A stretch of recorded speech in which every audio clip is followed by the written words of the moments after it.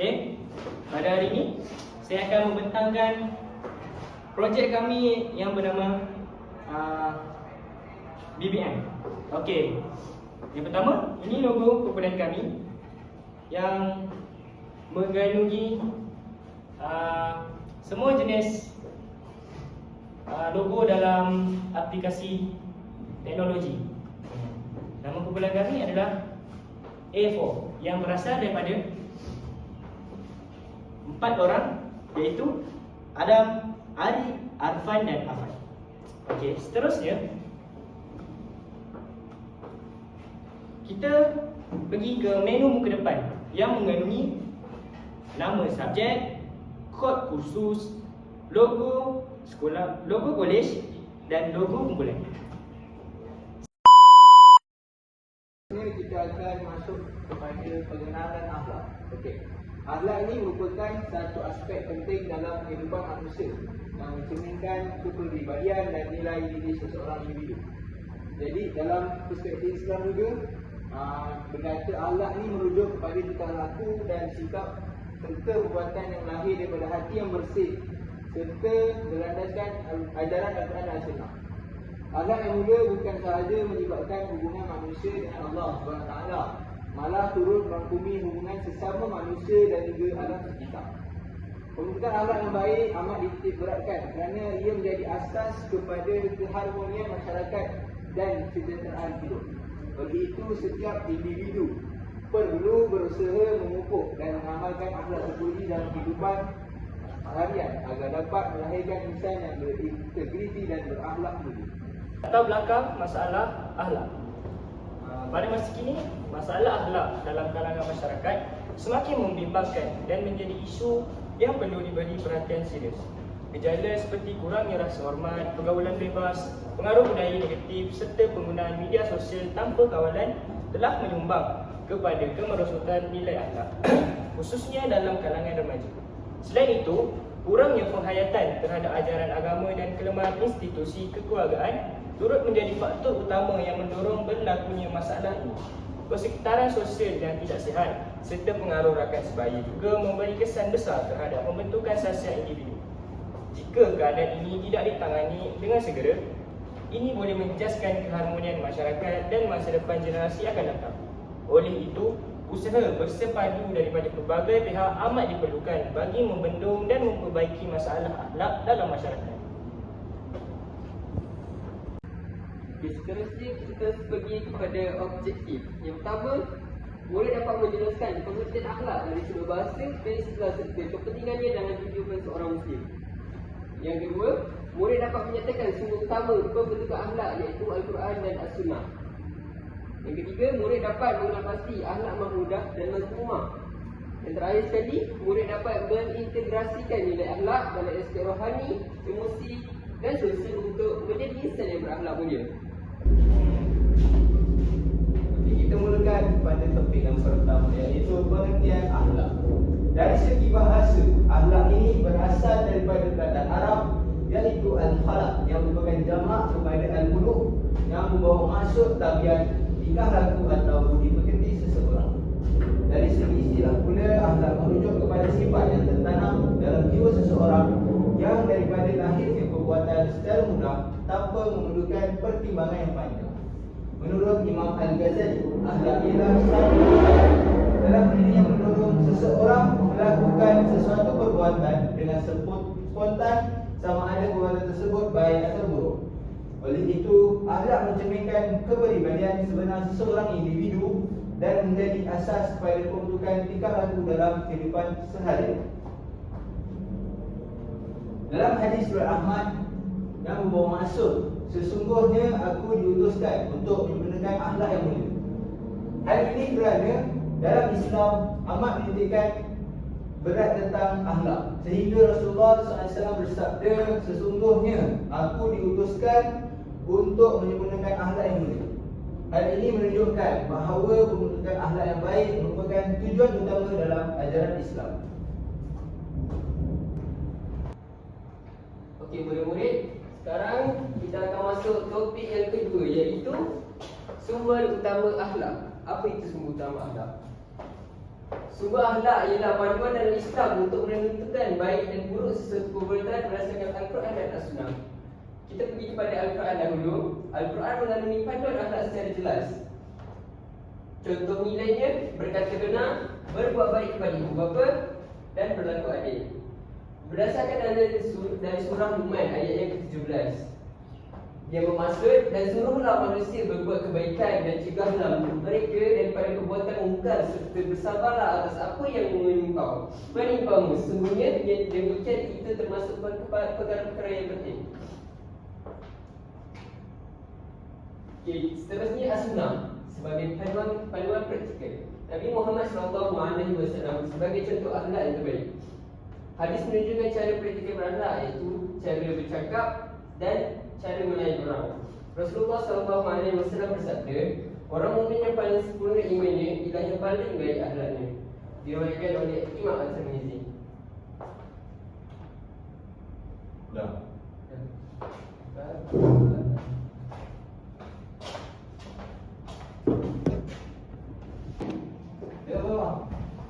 And action.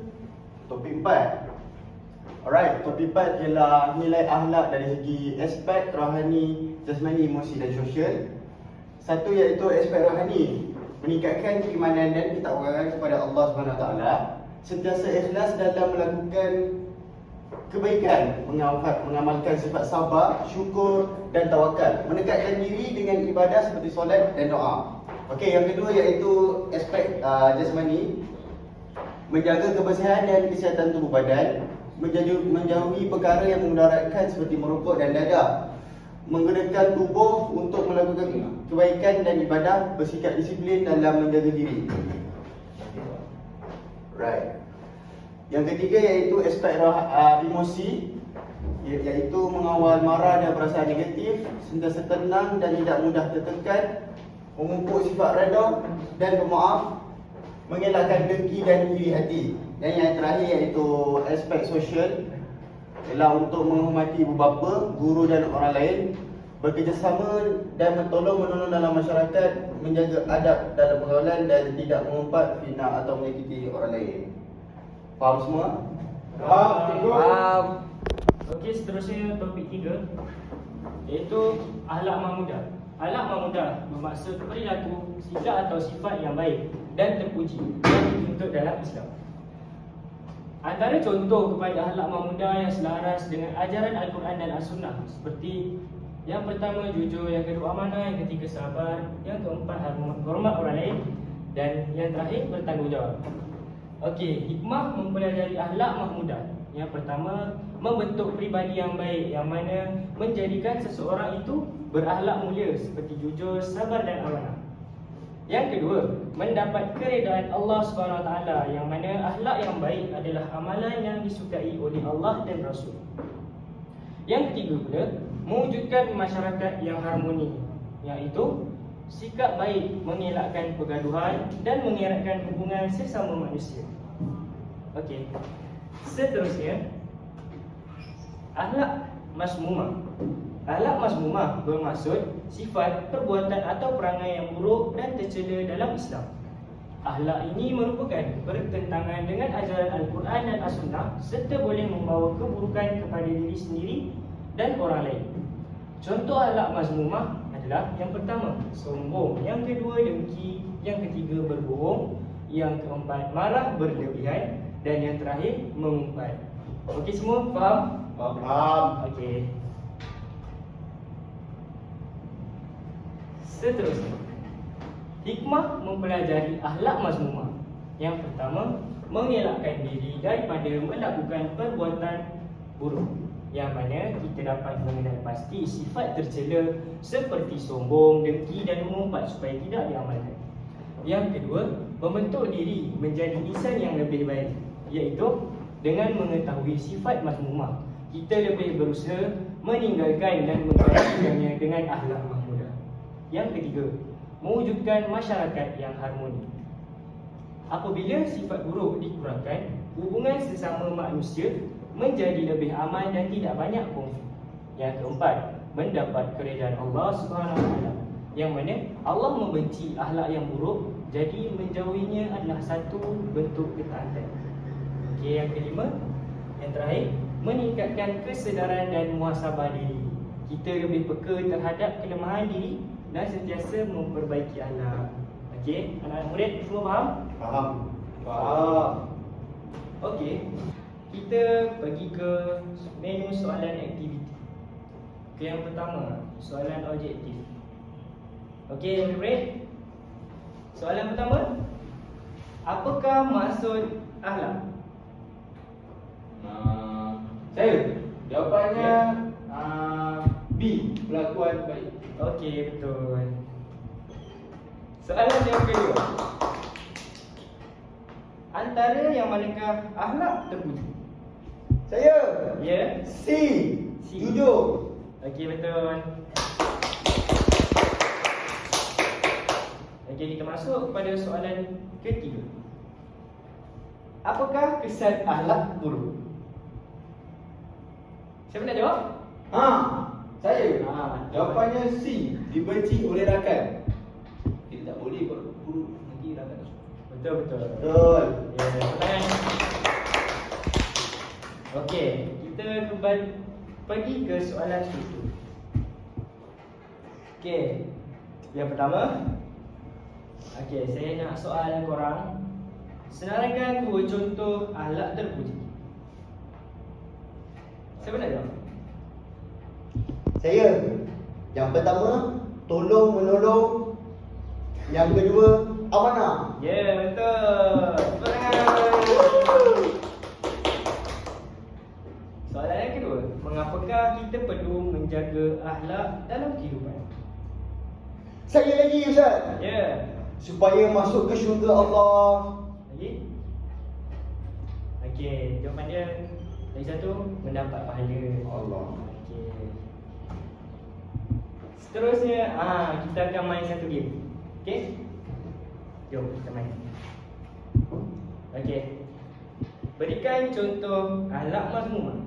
Korang pilih yang mana satu jawapannya? Sombong. Kau pilih apa? Sombong juga Ustaz. Sombong juga. Okey, kalau Ustaz kata soalan ni jawapan dia amanah? Salah. Salah kan? Salah. Salah. Okey. Akhlak mazmumah adalah akhlak yang tercela. Okey, kita tengok dulu. Kita pergi dekat amanah. Okey, alright. Kita starting daripada sini. Lalu sini. Lalu sini. Oi, salah lah. Salah. Amanah salah. Salah. Okey. Jawapan yang betul adalah sombong. Okey, kita cuba. Sini. Sini. Sabar. Cuba semula. Sini. Dari sini. Dari sini. Dari sini. Betul.